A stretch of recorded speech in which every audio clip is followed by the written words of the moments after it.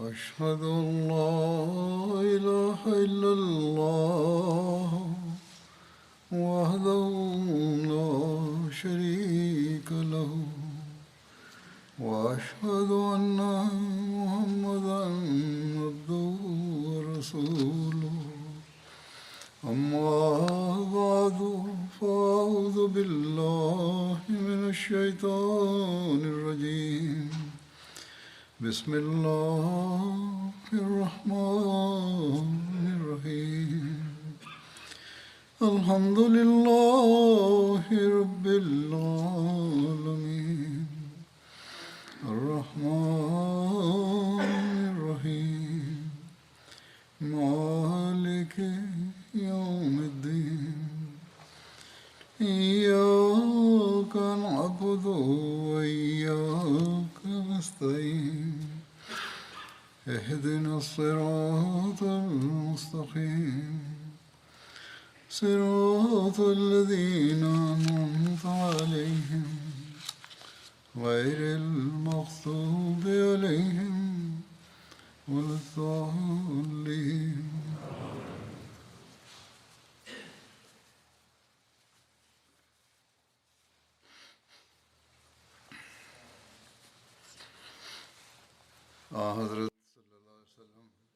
Bismillahirrahmanirrahim. Hazreti Halifatul Mesih peti, da Allah bude njegov pomagač, je rekao: ja sam govorio u vezi života poslanika sallallahu alejhi ve sellem i spominjao sam događaj koji su se desili podma poslije Bedra.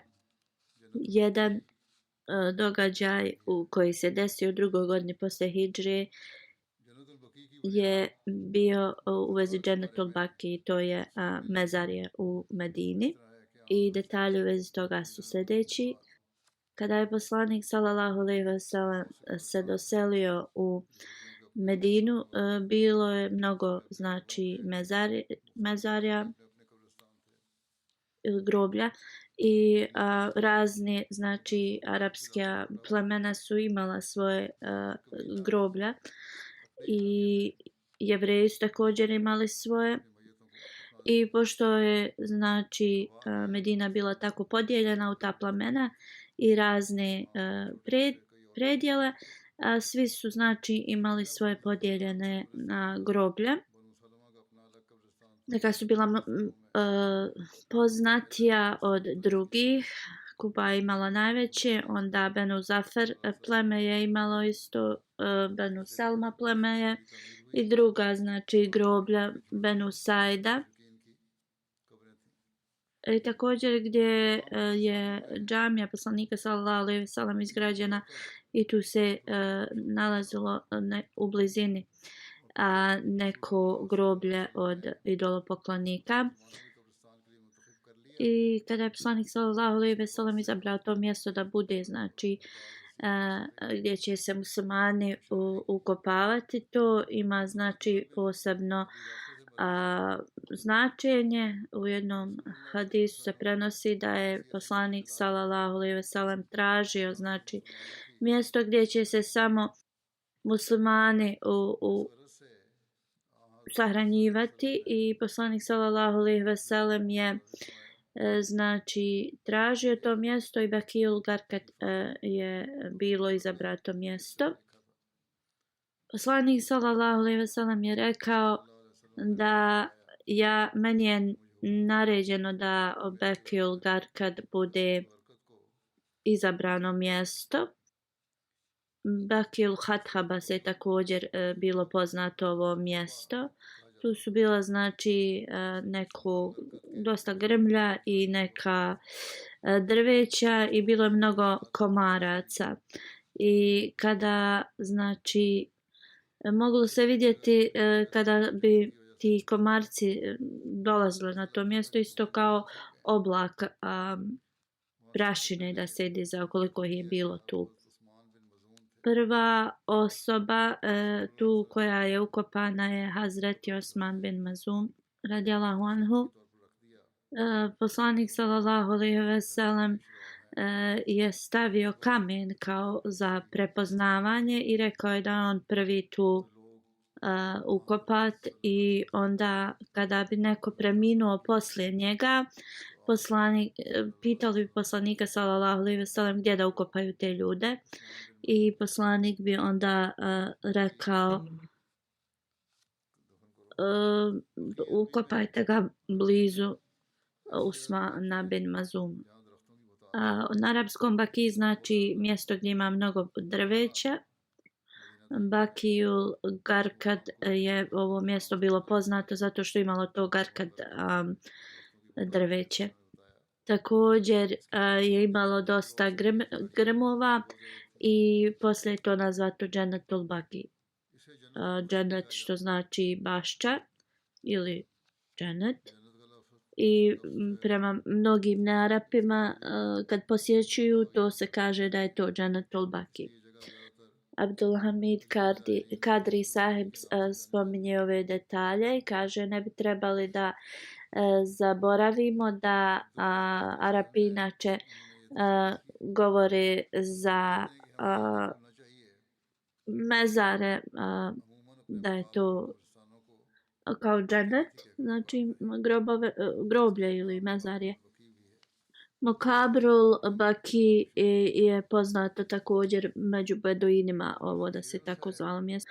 U vezi ovoga Hazreti Mirza Bashir Ahmed Saheb kaže u Siratu Hatamun Nabijin knjizi pred kraj druge hidžretske poslanik sallallahu alejhi ve sellem je predstavio da trebaju da naprave mezarje za muslimane, Džennetul Baki, i tu su se znači poslije toga ashabi ukopavali ili muslimani i Usman bin Mazum je bio prvi tu koji je ukopat. On je znači bio vrlo pobožan i kada je postao musliman pitao je poslanika sallallahu alejhi ve sellem da mu dozvoli da on znači odbaci svijet totalno i da znači se odvoji od djece i žene i da posveti svoj život totalno u obožavanje Allah dželešanu. Kako god poslanik sallallahu alejhi ve sellem ovo nije dozvolio. I čak oni koji su znači nisu totalno odbacili svijet, ali bi znači klanjali mnogo, postili bi znači mnogo u vezi njih poslanik sallallahu alejhi ve sellem je rekao da trebate dati ispunjavati dužnosti prema Allahu, ali također i dužnosti prema svojim suprugama i djeci trebate da ispunite i prema gostima i prema također sebi. Jer sve to Allah nama dao i mi trebamo da ih ispunimo i kada ih ispunjavamo i to je isto znači kao obožavanje. I poslanik sallallahu alejhi ve sellem nije dozvolio Usmanu bin Mazumu da to radi i također je to zabranjeno u islamu. I poslanik sallallahu alejhi ve sellem je za svoju zajednicu, za svoj umet izabrao znači sredinu. Poslanik sallallahu alejhi ve sellem je zabilježeno da je bio mnogo tužan kada je Usman bin Mazum preminuo. I u hadisu stoji da poslije njegove smrti poslanik sallallahu alejhi ve sellem je poljubio njegovo čelo i oči su mu bile pune suza. Poslije njegove dženaze stavio je poslanik sallallahu alejhi ve sellem kamen iznad njegove, znači gdje je njegova glava došla, kao da je to kao zabilježnik tu. I poslije poslanik sallallahu alejhi ve sellem bi išao često i molio se za Usmana bin Mazuma i on je također on je bio prvi muhadžir koji je preminuo u Medini. Sada ću da spomenem ekspediciju Zin Amar ili Benu Gatfan ekspedicija. Poslanik sallallahu alejhi ve sellem je dobio vijesti da Benu Salba i Benu Muhareb iz Gatfan plemena su se skupili u Zin Amar mjestu. Ovo je znači neko selo blizu Gatfan i oni su željeli da napadnu okolicu Medine i da ih kao prisili da im se pridruže. Osoba glavna koja je huškala protiv muslimana, Mansur bin Haris se zvao.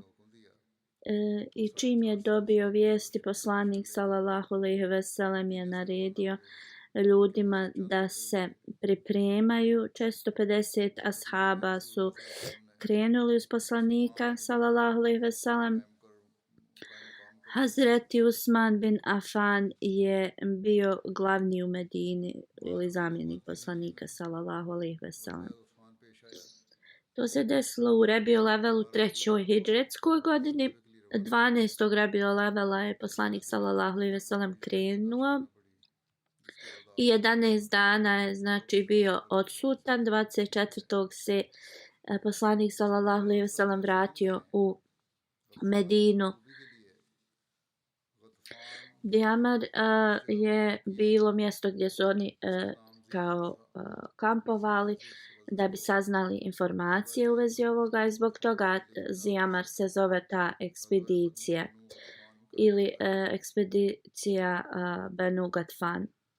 Zabilježeno je da je poslanik sallallahu alejhi ve sellem kad je krenuo da su ashabi sreli nekoga u Benu Zulkasa 14 milja znači udaljeno od Medine i ta osoba se zvala Džabar i pitali su ga gdje ide. On je rekao ja želim da idem u Jastreb. On je tražio, mislim, kao hranu, a odveli su ga poslaniku sallallahu alejhi ve sellem i objasnio znači situaciju. Poslanik sallallahu alejhi ve sellem ga je pozvao u islam i on je postao musliman.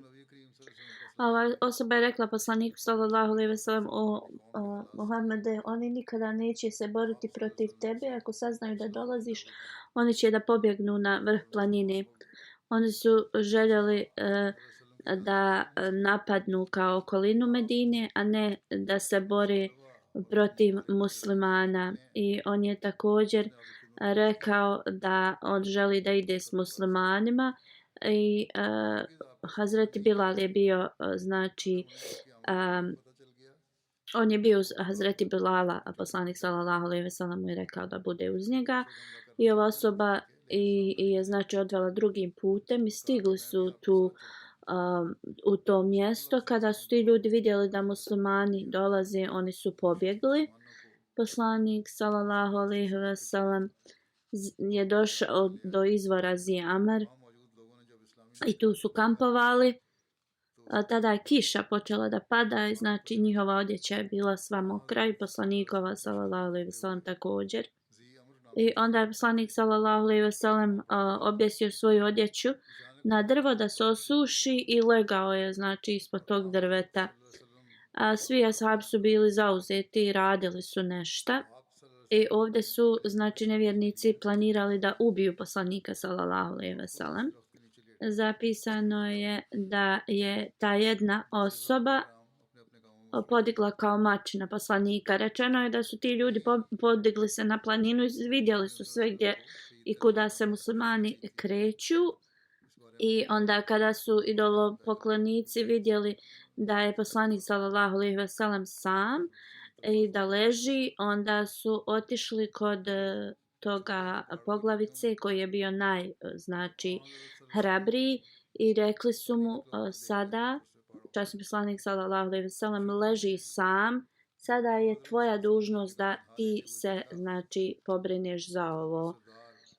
I sada isto na drugom mjestu kaže da ova poglavica rekao neka me Bog uništi ako ja sada ne ubijem kao Muhameda, pošto ga je on vidio da je sam, da leži. On se zvao Gasur i krenuo je sa svojim mačem prema poslaniku sallallahu alejhi ve sellem i onda se zaustavio kraj poslanikove sallallahu alejhi ve sellem glave i rekao ko će te spasiti od moje ruke ili ko će te spasiti sada. poslanik sallallahu alejhi ve sellem sa znači punom hrabrošću je rekao Allah će me zaštititi. Tada je ta osoba pala na pod i ispao mu je mač. Poslanik sallallahu alejhi ve sellem je rekao, uzeo njegov mač i rekao ko će tebe spasiti sad od mene. I taj čovjek je rekao kao niko neće i svjedočim da nema drugog Boga osim Allaha i da je Muhammed sallallahu alejhi ve sellem njegov poslanik. I tako mi Allaha, ja nikada neću kao navraćati ljude protiv tebe. Poslanik sallallahu alejhi ve sellem mu je dao njegov znači mač nazad. Prema drugom hadisu kaže da je mu je ovaj čovjek rekao tako mi Allaha, ti si mnogo znači bolji od mene i Allah ti je podario sve blagoslove. I da je poslanik sallallahu alejhi ve sellem odgovorio da znači više je od mene da dajem znači da bude blag prema drugima. On se vratio svojim ljudima, ali se toliko promijenio da je počeo da znači propagira islam svom narodu. Desuri je tada također rekao šta mu se desilo i kaže kada sam pao na zemlju ja sam stajao prvo sa mačem spremnim, ali tada je pao na zemlju jer je vrlo visoka osoba prišla blizu i kaže gurnuo mi je rukom moja prsa i pao sam na leđa. I on kaže tada sam ja shvatio da ovo zaista nije bio nikakav čovjek nego melek u odbrani. I kaže tada sam ja prihvatio da nema drugog Boga osim Allaha, da je Muhammed sallallahu alejhi ve sellem njegov poslanik. I rekao tako mi Allaha, nikada neću protiv njega da se ponaša kao da radi protiv njega. I onda je znači počeo da poziva svoje ljude u islam i preko njega mnogi ljudi su prihvatili islam. I poslije toga poslanik sallallahu alejhi ve sellem se vratio u Medinu, znači nisu se borili i bio je 11 dana izvan Medine. Prema drugom hadisu se kaže da je ostao 15 dana. Bumar kaže da je poslanik sallallahu alejhi ve sellem proveo čitav mjesec Safer u Nedžebu, ali postoje razni znači hadisi u vezi ovoga, ali više je ispravno da nije bilo dugodan. Neki učenjaci u vezi ovoga govore da se ovo desilo u toku borbe za Turka i oni također kada ovo navode onda kao dva različita događaja u jedan su. Kako god, mnogi istražioci znači kažu da se ovo desilo na različitim borbama. U zatore kao osoba se zvala Gures, tako kažu da se zvao. I neki govore da on prihvatio islam, dok drugi govore da nije prihvatio islam, ali da je kao učinio obećanje da se neće boriti protiv muslimana. Također u ovom vremenu se spominje smrt Hazreti Rukeje i brak Ummi Kulsum. Abdullah bin Munkif bin Harisa Ansarija detalje govori. Kada je poslanik sallallahu alejhi ve sellem otišao u bitku na Bedru, Hazreti Rukeja ju je ostavio pod znači brigom Hazreti Osmana radijallahu anhu. Ona je bila bolesna i ona je umrla i ona je umrla isti taj dan kada je poslanik kada je Hazreti Zaid došao da javi da je pobjeda, Allah dao pobjedu muslimanima na Bedru. Poslanik sallallahu alejhi ve sellem je dao ratni plijen, dio ratnog plijena Hazreti Osman radijallahu anhu. Njegov je znači dio bio isti ko oni koji su se borili na Bedru. Kada je Hazreti Rukeja preminula, onda je poslanik sallallahu alejhi ve sellem dao Ummi Kulsum, znači da se uda za Hazreti Osmana radijallahu anhu. Hazreti Ebu Hureyre radijallahu anhu prenosi da je poslanik sallallahu alejhi ve sellem sreo Osmana radijallahu anhu na vratima džamije. Osmane, ovo je Džibril i informisao me da je Allah dželešanhu naredio brak da se Ummi Kulsum uda za Osmana radijallahu anhu. Isti kao dar kao i za Rukeju. I da se on i prema njoj dobro ponaša, ophodi. Hazreti Ajša radijallahu anha prenosi kada je poslanik sallallahu alejhi ve sellem udao znači Ummi Kulsum za Osmana radijallahu anhu, rekao je Ummi Ejmen, pripremi moju kćerku i odvedi je u Osmanovu kuću i udarajte kao bubnjeve.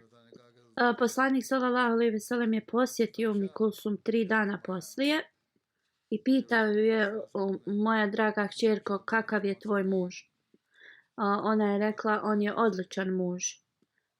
Ona je znači bila udata do 9. hidžretske i onda se razbolila i preminula je. Poslanik sallallahu alejhi ve sellem joj je klanjao dženazu i sjedio je pored njenog mezara. Hazreti Enes radijallahu anhu prenosi da je vidio suze u očima poslanika dok je sjedio pored njenog mezara. U Buhariju ovaj se događaj spominje na sljedeći način. Hilal prenosi da je Hazreti Enes bin Malik rekao, bili smo na dženazi kćerke poslanika sallallahu alejhi ve sellem i vidio sam da je poslanik sallallahu alejhi ve sellem sjedio pored njenog mezara i suze su mu znači tekle niz lice. Drugom hadisu se prenosi da je poslanik sallallahu alejhi ve sellem rekao da imam treću kćerku, ja bi je znači opet udao za Osmana. Hazreti Ibn Abbas prenosi da je poslanik sallallahu alejhi ve sellem prošao pored Osmana radijallahu anhu i vidio ga je u tugi kako plače kada je njegova supruga Ummi Kulsum preminula. Onda poslanik sallallahu alejhi ve sellem je došao i uz njega su bili Ebu Bekr i Omer radijallahu anhu. Poslanik sallallahu alejhi ve sellem ga je pitao, o Osmane, zašto plačeš? Zatim Osman radijallahu anhu je rekao, o Allahu poslaniče, ja plačem zbog toga zato što sada naša veza, kao on je njegov zet bio, je prekinuta i završena. Oba dvije tvoje kćerke su bile udate za mene i oba dvije su preminule i ja više nisam tvoj zet. Poslanik sallallahu alejhi ve sellem je rekao, nemoj plakati, kunem se onim u čijoj ruci je moj život, da sam imao 100 kćerki i one da su kako bi jedna iza druge mrle, ja bi svaku njih kao udao za tebe, dok znači sve ti isto ne bi. I ovo je pokazuje veliku ljubav koju je poslanik sallallahu alejhi ve sellem i Osman radijallahu anhu imali jedni prema drugom. Na ovaj način poslanik sallallahu alejhi ve sellem mu je rekao da ne tuguje, jer znači kakvo je njegovo mišljenje bilo u vezi Osmana radijallahu anhu i ljubav prema njemu. Hazreti Mirza Bashir Ahmed u Hatam Sirahatun Nebin knjizi spominje ovo i spominje kako kada je Hazreti Rukeja preminula, poslanik sallallahu alejhi ve sellem udao još jednu kćerku za Osmana radijallahu anhu. Ona je bila starija od Hazreti Fatime, ali mlađa od Rukeje. I zbog ovoga Zun Nureyn je imao nadimak. Hazreti Osman što znači kao primaoc dva svjetla.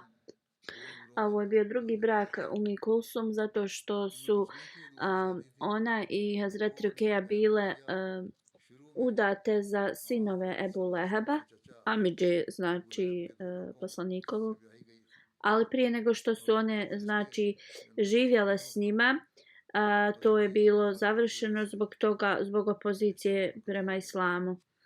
Poslanik sallallahu alejhi ve sellem je znači udao prvo Hazreti Rukeju za Osmana radijallahu anhu posle njene smrti Umi Kulsum i oba dvije znači a potomstvo od njih oba dvije nije se nastavilo. Umi Kulsum nije imala djece, a Rukeja je imala sina Abdullaha, ali i on je također preminuo kad mu je bilo 6 godina.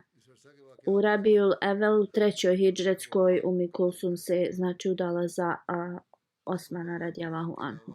Borba Bahrani se također desila u ovom periodu ili borba Furu, borba protiv Benu Sulaim. Boran je mjesto koje je u toj blizini. U Bahranu se kao mnogo ljudi iz Benu Sulaim sakupilo i poslanik sallallahu alejhi ve sellem je dobio te vijesti i onda je poslanik sallallahu alejhi ve sellem ostavio Abdullaha bin Maktuma ili u drugom hadisu Omera radijallahu anhu kao glavnog u Medini i krenuo je sa 300 ashaba prema tom mjestu. Poslanik sallallahu alejhi ve sellem nije rekao muslimanima zašto i gdje idu, ali prije znači jednog dana kao dolaska u to mjesto sreli su čovjeka iz tog mjesta i on im je rekao da su se ti ljudi razišli. I kada poslanik sallallahu alejhi ve sellem je dao tog čovjeka na brigu jednog ashaba i došli su i nastavili su prema tom mjestu Bahran.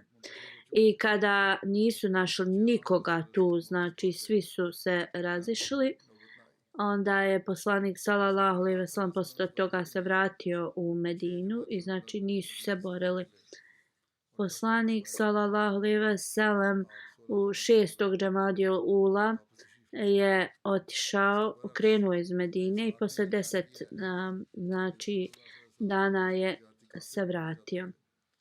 Ibni Ishak kaže da je poslanik sallallahu alejhi ve sellem kao otale otišao da prepriječi karavan Kurešija i da je proveo 2 kao mjeseca tu u tom mjestu i onda se vratio u Medinu i kao da se nisu nikakve borbe desile u tom vremenu. Hazret Mirza Bashir Ahmed Sahib spominje detalje od Bahrana na sljedeći način. Zi Amer borba nije prošlo kao mnogo vremena, to je u Rabiul Evelu, pred kraj Rabiul Evela u 3. hidžretskoj. Poslanik sallallahu alejhi ve sellem je kao dobio loše vijesti da se Benu Sulaim opet znači skupljaju u velikom broju u Bahranu i da oni žele da napadnu iznenada Medinu i Kurešije kao idu također uz njih i onda je poslanik sallallahu alejhi ve sellem krenuo iz Medine sa grupom ashaba. Kako god ovi znači Arapi su se razbježali kad su saznali da muslimani dolaze, poslanik sallallahu alejhi ve sellem je ostao nekoliko dana tu i vratio se. Činjenica da su oni ovo često radili, skupljali se i to pokazuje da su oni bili zaista ogromni neprijatelji islama i tražili priliku znači samo da unište muslimane. S jedne strane bili su Kurešije koji su se držali za pokrivač Kabe i kleli se da neće prestati dok ne izbrišu islam, a s druge strane on spominje da su ovi drugi Arapi znači i plemena bili kao jedne zvijeri koje su željeli znači da piju krv muslimana zbog toga što su i Kurešije uvijek huškali na muslimane. I znači samo zapamtite koliko puta je poslanik sallallahu alejhi ve sellem poslije Bedra sam išao, znači da sprečava ovo.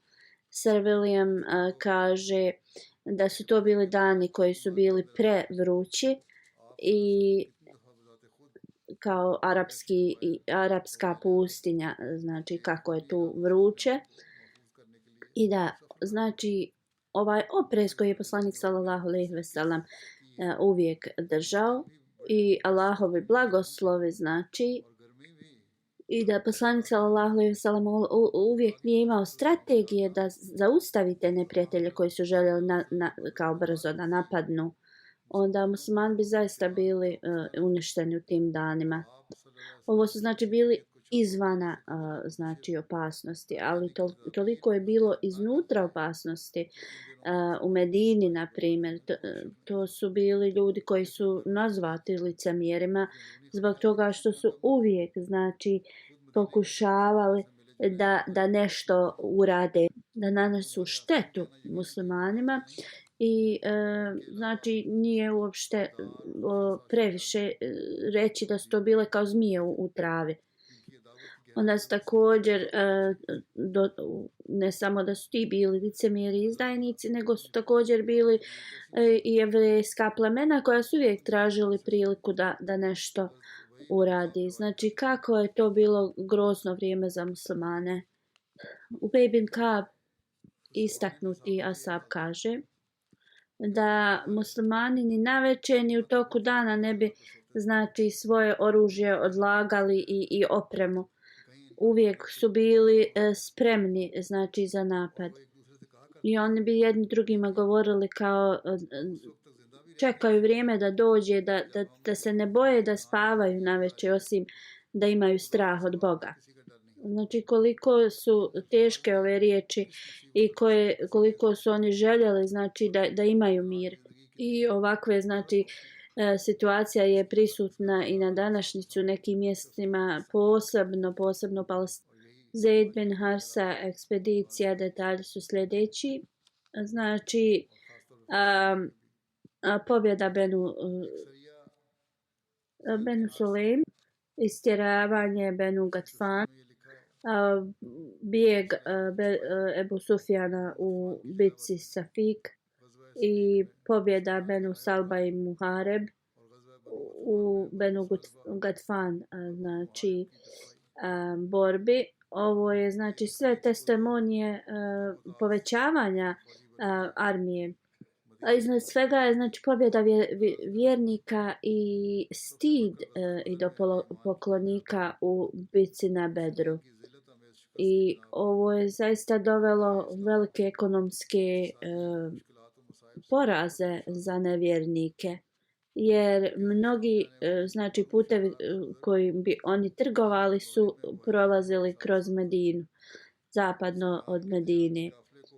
I to je gdje su muslimani presretali njih, znači, i Ebu Sufjanov karavan također. Također plemena oko Medine su potpisali ugovor s poslanikom sallallahu alejhi ve sellem. I zbog ovoga idolopoklonici iz Mekke nisu koristili, znači, ove puteve. Znači to je bilo stavljeno kao jedan poraz i za njihovu ekonomsku, znači, stanje. I oni nisu išli tim glavnim putem prema Siriji, već morali tražiti druge puteve prema Siriji. Safwan bin Umeja jedan dan se obratio nevjernicima i rekao: Muhammed sallallahu alejhi ve sellem i njegovi ashabi su, znači, učinili da je teško za nas da živimo. Oni su nam zabranili da idemo da se bavimo trgovinom i glavni taj put. Šta trebamo, znači, da radimo? I također plemena na obali su kao pod ugovorom s muslimanima. I onda su se pitali kako da putuju, šta da rade. Rekao je: ako mi ostanemo ovdje, mi ćemo da potrošimo, znači, sve svoje hranu i sve što imamo, i onda nećemo imati ništa da preživimo. Onda je on spominjao šta u toku zime i ljeta nose u Siriju i Abesiniju i onda kao šta će se sad desiti. Svi su znači bili zabrinuti. Asvad bin Mutalib je rekao umjesto da idu pored obale trebaju da idu preko Iraka, ali on je rekao ja ne znam taj put. Ebu Zama je tad rekao ja ću ti reći kao jednog vodiča koji dobro zna ovaj put. Furat bin Hajan Idžli se zvao kao ta osoba koja je vodič. Rekao je on uvijek ide tim, često ide tim putem i kao poznaje ga. Safvan se zakleo kao Allahom i rekao ovo je vrlo odlična vijest i ovo je što sam ja želio. I onda su pozvali tog čovjeka i rečeno mu je, Safvan je rekao želim da idem u Siriju s karavanom, ali Muhammed sallallahu alejhi ve sellem je zabrinuo nas because mi ne možemo znači da prolazimo blizu njega. I onda je rekao želim da idem u Siriju preko Iraka. Furat je rekao ja ću te kao voditi tim putem. I kao to ashabi Muhammeda sallallahu alejhi ve sellem neće nikad naći. On je rekao da je ovo skriveni put. I onda je rekao pošto je zima neće im biti potrebno mnogo vode na putu i on je rekao možemo mi to izdržati taj put. U svakom slučaju oni su se spremili i onda Safvan bin Umeja je rekao svima da se spremaju i on je onda ponio mnoge znači trgovačke stvari da i ponio dosta novca također i da kupe za to trgovinu u Siriji. Znači on je nosio ogromnu svotu novca. Znači nosio je dosta posuda koje su od srebra napravljene i Ebu Sufjan bin Harb je također imao mnogo srebra uz se i mnogi Kurejšije su im dali znači dosta novca da im kupe stvari i donesu. Abdullah bin Abi Rabija, Ubejde bin Uza, mnogi su se znači pridružili ovom karavanu. Furat bin Hajan je bio njihov vodič i krenuli su prema Siriji preko Iraka. Džemadul Ahira u 3. hidžretskoj se kao kaže da se ovo desilo. Serija Karada je kao drugo ime za ovu ekspediciju. Karada je kao neki izvor koji je nađen u Nadžad eri.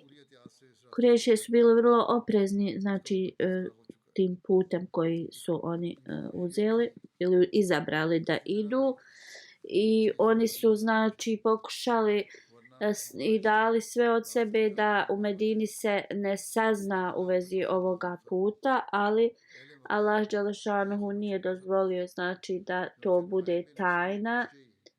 Nuaym bin Masud je saznao u vezi ovog plana i on je u to vrijeme morao da ode u Medinu nešto da uradi. On je tada bio znači mnogobožac. U Medini je bio kod jednog poglavice iz Benu Nazir, kod Ebu Hukejka.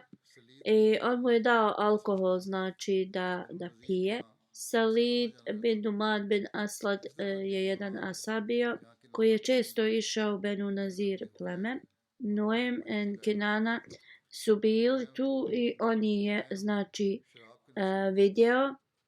Nuaym je bio totalno pijan i on je zbog toga u tom stanju rekao sve detalje i koji je plan i kuda će da oni znači da idu i kao Safvan bin Umeja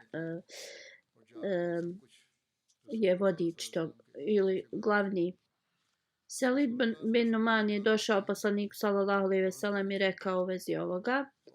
Čim je poslanik sallallahu alejhi ve sellem saznao ove detalje, odmah je znači pripremu započeo. Zaid bin Harsa sa 100 konjanika je krenuo. I ovo je bio prvi put da je on postavljen za komandanta i on je uspio u ovoj ekspediciji. U jednom hadisu se spominje da poslanik sallallahu alejhi ve sellem poslao Hazreti Zaid bin Harsa sa 100 konjanika i oni su znači presreli ovaj karavan. Vođe ovog karavana su se sakrili u džungli. Ovi ashabi su zarobili nekoliko ljudi i donijeli su taj ratni plijen poslaniku sallallahu alejhi ve sellem. Poslanik sallallahu alejhi ve sellem je podijelio ovo na 5 dijelova. Ostavio je znači 1/5 za sebe, to je bilo otprilike 20.000 dirhama i onda ostalo je podijelio ljudima koji su učestvovali u ekspediciji. A drugi hadis kaže da je Hazreti Zaid blizu izvora Karada ih presreo i da su ih pobijedili tu i da je Safvan i Umeja nisu imali drugi izlaz nego da su pobjegli. Muslimani su uhapsili Farata koji je bio kao vodič i još 2 ljudi. I znači oni su zarobili mnogo, zaplijenili su mnogo srebra koje je iznosio oko 100.000 dirhama. Furat bin Ajan je primio islam od poslanika sallallahu alejhi ve sellem i ostatak detalja ću da spomenem u budućnosti ako Bog da. Razlog zašto su oni zaustavljali ove karavane jeste da svu zaradu su oni koristili protiv muslimana i oni bi pripremali rat protiv muslimana tom zaradom. Isto je to kao sankcije sada što postoje. Ali ovi znači ovo svjetski lideri oni to daju sankcije da znači postignu nekakav svoj cilj i nekada su totalno pogrešni. Na primjer, Amerika je stavila sankcije na Ugandu zbog toga što parlament je protiv LGBT zajednice, iako oni ne spominju koji je razlog, ali ovo je znači istina iza tih sankcija. I ovo je znači stanje tih ljudi, kako oni mogu dizati kao neke laži protiv islama. Ovo ću spomenuti u budući ako Bog da.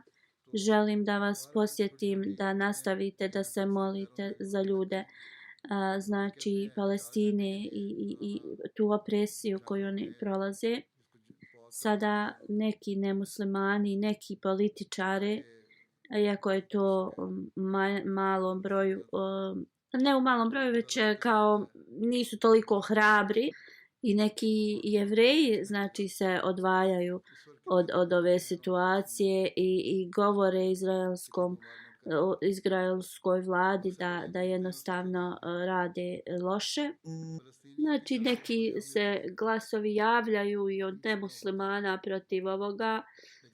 Sada govore da će dnevno zaustavljati 4 sata i to je da ovi prva pomoć može da dođe do ljudi Palestine.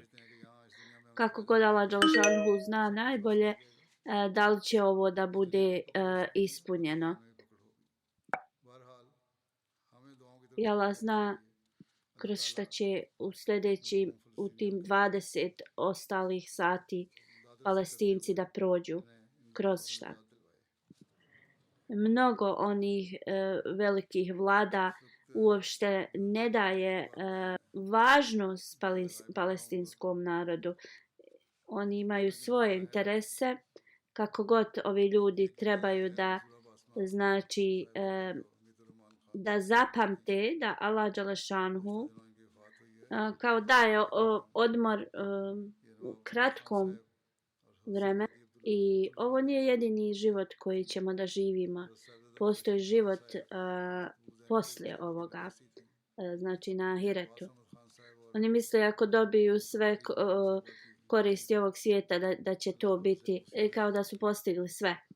Oni mogu da budu znači dokrajčeni na ovome svijetu, a i na budućem. U svakom slučaju mi moramo znači da se okrenemo prema molitvama i da Allah dželešanhu sačuva Palestince i digne tu opresiju s njih i podari im pravdu.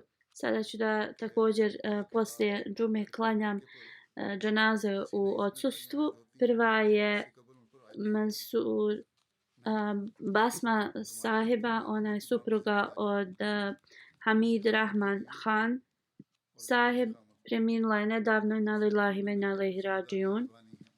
Ona je bila musi, vrlo pobožna žena. Hazreti Halifatul Mesih treći u toku njenog znači šerijatskog vjenčanja je održao jedan govor i tu znači su bila razni savjeti i pročitat ću jedan mali dio tog.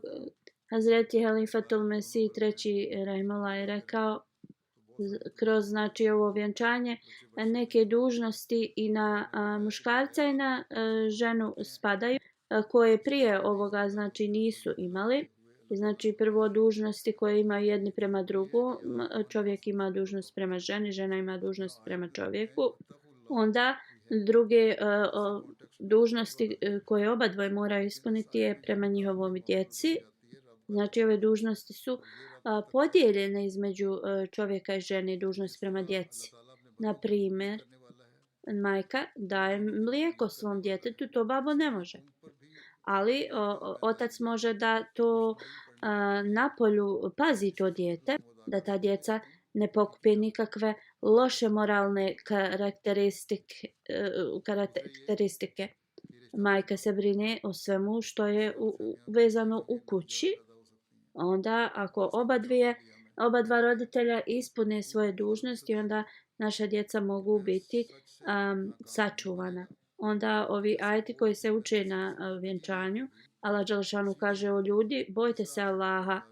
Iako Kur'an mnogo puta spominje znači bogobojaznost, ali u ovom ajetu koji se uči kada se dvoje sklapaju brak, govori se da se bojimo Boga, kao što je Allah znači onaj koji daje i opskrbljuje. Oni sada poslije tog vjenčanja imaju dužnost da znači opskrbljuju, štite, njeguju. Ali ovo se zaista može jedino ispuniti ako oni se boje Allaha. Ovo znači veza je kao ova veza je vrlo krhka i mnoga znači kao nesporazumi se mogu desiti između bračnih parova i da se sačuvamo od ovoga. Rečeno nam je ili naređeno nam je govorite ispravne riječi. Nije dovoljno samo govoriti istinu, ali moramo govoriti sa otvorenim govorom koji nema nikakvu tajnu u njemu ili neku poruku. I ako se ovo znači postigne, onda svi nesporazumi nestaju. A još što se spominje u ovim ajetima jeste da svaka duša se brine šta će poslati za budućnost. Znači, njih je neko odgojio, sada oni se moraju za budućnost da brinu. Znači, budućnost svake djece je drugačija, jer budućnost se non stop mijenja i svijet u kojem mi živimo. Ova sad trenutno vrijeme se totalno promijenilo. I znakove velike revolucije koje smo mi dobivali kao dobre vijesti u vezi toga se mogu vidjeti sada. Dužnosti oca u ovom vremenu su drugačija nego kao što kada u prošlosti. Oni moraju znači ispuniti svoje dužnosti prema svojom djeci sa mnogo višom pažnjom i većim znači obzirom. tako da buduće naše generacije mogu da se brinu za čime će se oni morati brinuti i džemat. I znači to jeste treniranje cijelog svijeta. Da Allah dželešanu nam podari da shvatimo i da se pridržavamo i ispunjavamo ovo. Hazreti Halifatul Mesih III. Rahimahullah je tad rekao, ja ovdje znači proglašavam nika ili vjenčanje mlade djevojke i spomenuje čija je ona unuka. On kaže, kroz ovaj brak četvrta znači generacija obećanog Mesije će da počne i da je ona povezana sa obećanim Mesijom, ali islamom s dvije strane i znači dužnosti su dvostruke. I znači dužnosti i obaveze i sve je dvostruko, ali također i blagoslovi su dvostruke.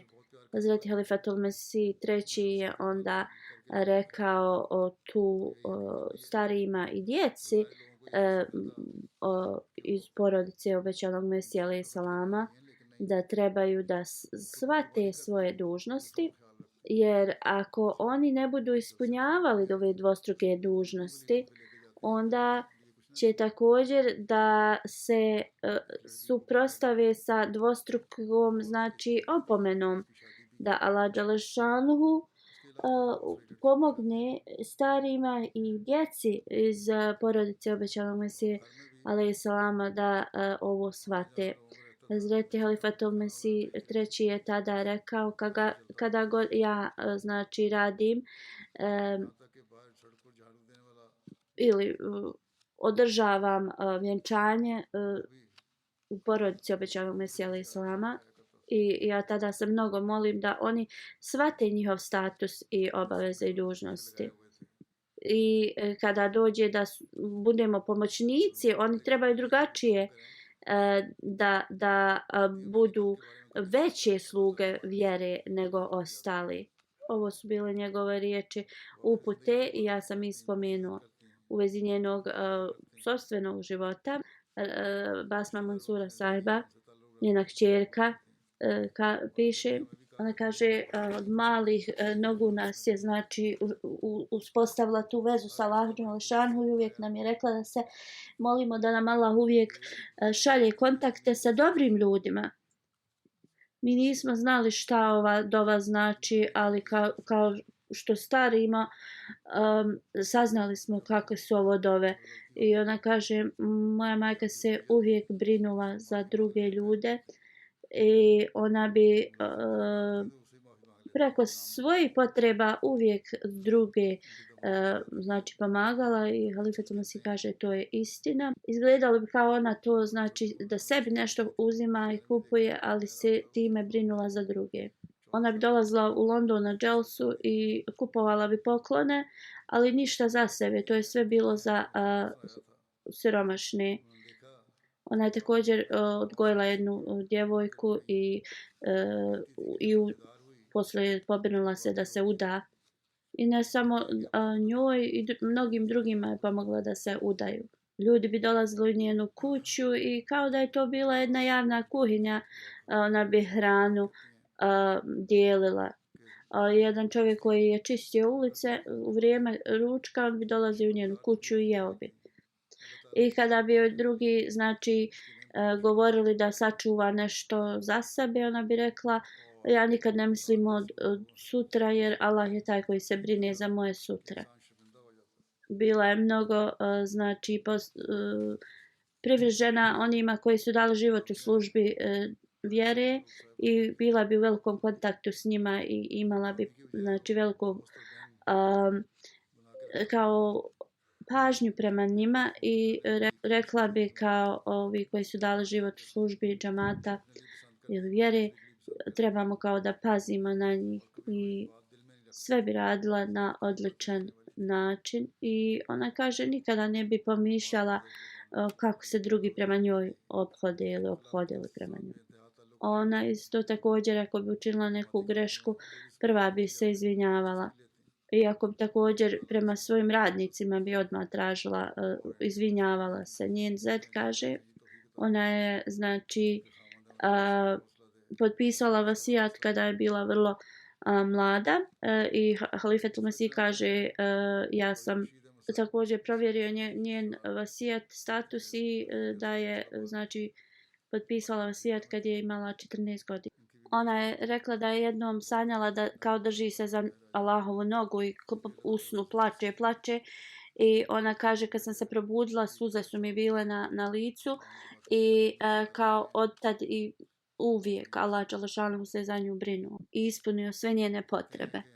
Viša sahiba, jedna prijateljica njena kaže ako je ona znači bila prijatelj s nekim, ona je davala veliku čast tom prijateljstvu. Bila je vrlo zahvalna osoba i znači zadovoljna sa svim što je Allah dželešanu joj dao i sve blagoslove Allah dželešanu. Bila je vrlo pažljiva prema svima. Da Allah dželešanu joj podari oprosti i milost i podari njenu suprugu i djeci sabor.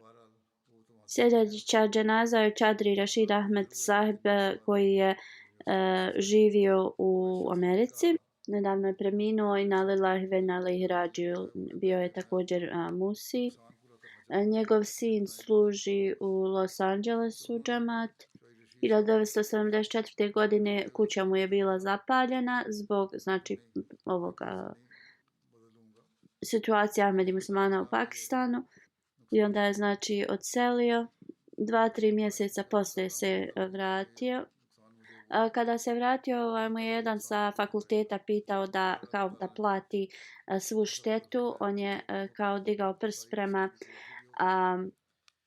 nebu i rekao ja sam to znači na Allahovom putu sve izgubio i to je znači nešto što sam ja žrtvovao i da ne želi niko da mu to vrati, tu štetu. I Allah dželešanuhu mu je znači dao i svu pomoć i nadoknadio je tu svu štetu.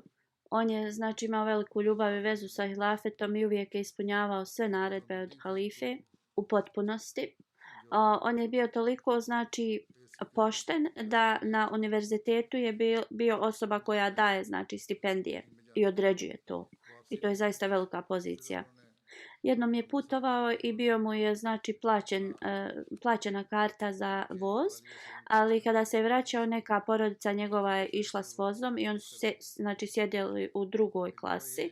On je otišao i sjedio s njima, ali je vratio ostatak novca nije uzeo za sebe.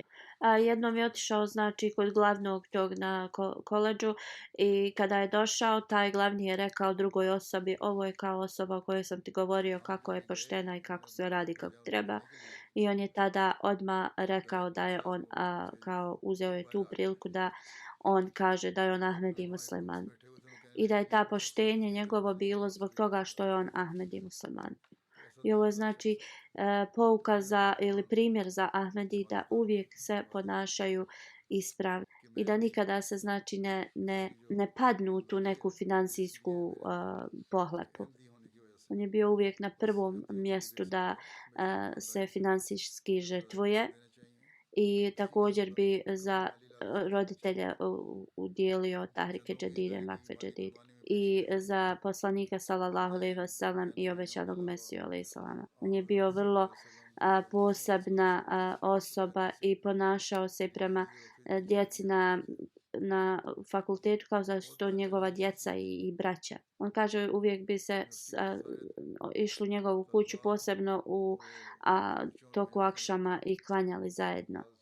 Prema drugima bi se uvijek sa osmijehom znači kao sretao, bio je zadovoljna osoba da Allah dželešanu podari oprost i milost i njegovoj djeci da znači nose ova njegova dobra djela, ispunjavaju.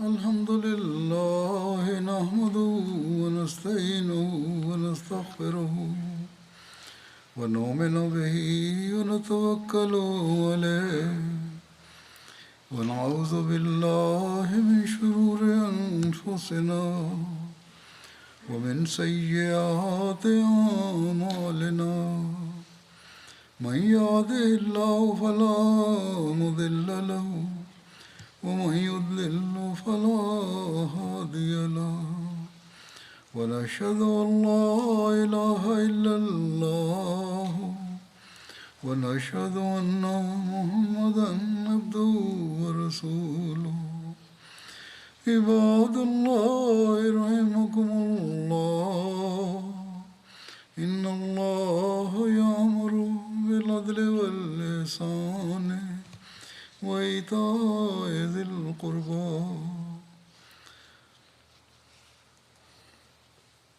وينهى عن الفحشاء والمنكر والبغي يعظكم لعلكم تذكرون اذكروا الله يذكركم وادعوه يستجب لكم ولذكر الله أكبر